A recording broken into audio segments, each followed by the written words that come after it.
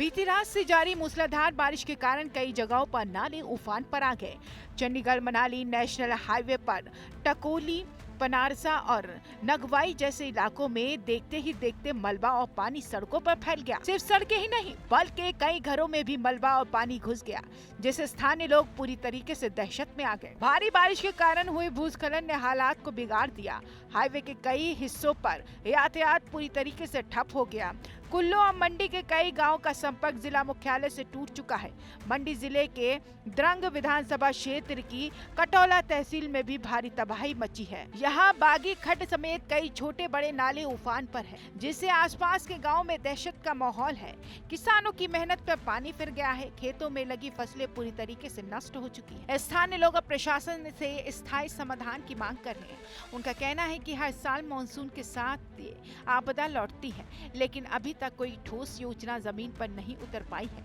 पूरे राज्य में हालात गंभीर बने हुए हैं। अब तक 3 नेशनल हाईवे और 361 सड़कें बंद हो चुकी हैं। इनमें सबसे ज्यादा प्रभावित मंडी जिला है, जहां 201 सड़कें अवरुद्ध हैं। पानी और बिजली की व्यवस्था भी चरमरा गई है। 637 बिजली ट्रांसफार्मर बंद पड़े हैं, जिसमें सैकड़ों गांव अंधेरे में हैं। वहीं 115 पेयजल योजनाएं ठप हो गई हैं, जिससे पीने के पानी का संकट गहराता जा रहा है। मौसम विभाग ने 18 अगस्त तक के लिए येलो अलर्ट जारी किया है। चंबा, मंडी, शिमला, कांगड़ा और सिरमौर जिलों में भारी बारिश की चेतावनी भी दी गई है। कुछ क्षेत्रों में ऑरेंज अलर्ट भी प्रभावी है। ऐसे में हालात और बिगड़ने की आशंका जताई जा रही है। इन तस्वीरों और आंकड़ों से आप अंदाजा लगा सकते हैं कि हालात कितने चिंताजनक है।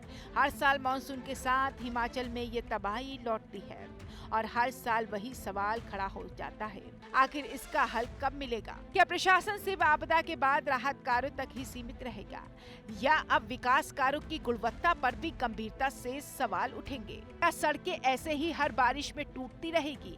क्या गांव हर साल बाढ़ में डूबते रहेंगे? अब समय आ गया है कि सरकार और निर्माण एजेंसियां इस आपदा को मौसम की मार कहकर नहीं टालें, बल्कि वैज्ञानिक तरीके से योजनाएं बनाएं। पर्वतीय राज्यों में अनियोजना निर्माण और वनों की कटाई ने जोखिम और बढ़ा दिया है। स्थानीय समाधान की जरूरत है, चाहे वो मजबूत सड़कें हो, बेहतर जल निकासी प्रणाली हो या आपदा पूर्व चेतावनी तंत्र। तो प्राकृतिक आपदा को तो कोई रोक नहीं सकता, लेकिन मॉनसून का अनुमान जरूर लगाया जा सकता है और इसी के तहत शासन प्रशासन की तैयारियां होती है। हिमाचल में हर साल बारिश होती है, जिससे तबाही का मंजर देखा जाता है।